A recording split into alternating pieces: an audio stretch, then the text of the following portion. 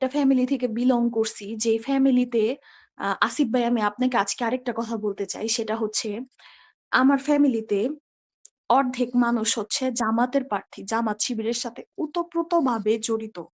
আর এরা যে কি পরিমাণের ক্রাইম করে, আমি একদম সামনে থেকে এই দলটাকে দেখছি। একদম সামনে থেকে। আমি আজকে একটা মানে খ্রিস্টান অধ্যুষিত এলাকায়, বাংলাদেশের মধ্যেই আমি পলাতক।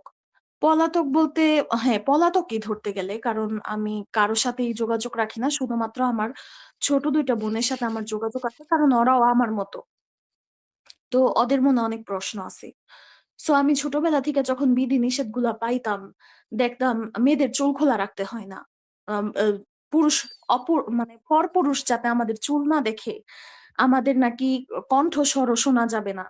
তো আমার সবচেয়ে আগে যেই প্রশ্নটা আমার মনে জাগছিল, সর্বপ্রথম যে সৃষ্টিকর্তা যেই হোক, হোক আল্লাহ, হোক ভগবান, হোক ঈশ্বর, সে তো একটা পুরুষের জন্য যেমন সমান, একটা নারীর জন্যও সমান। তাহলে বিধি